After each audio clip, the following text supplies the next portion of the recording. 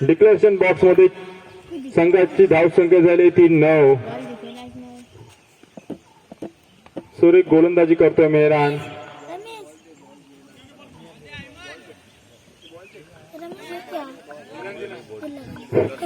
मेहरान याचा पुढील चेंडू सतीश साठी. सतीश खेळण्यासाठी तयार.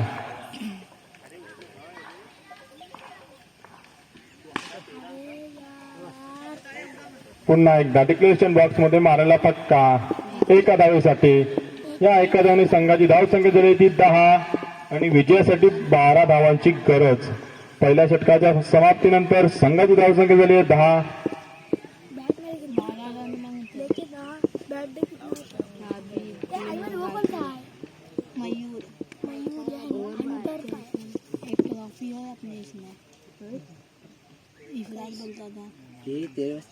आता स्ट्राईक वरती गेलाय तो तुषार.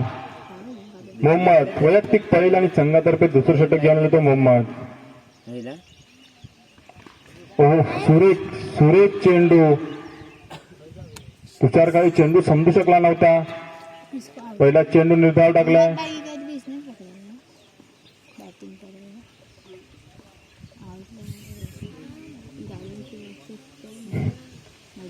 मोहम्मदचा पुढील चेंडू तुषार. सुरेख फटका. अतिशय सुरेख फटका. मात्र डिक्लेरेशन बॉक्स मध्ये चेंडू जातो 2 धावांसाठी. या 2 धावांनी संघाची धावसंख्या झाली ती 12. अब्दुल्लाच्या हातामध्ये डिक्लेरेशन 1 पंचांनी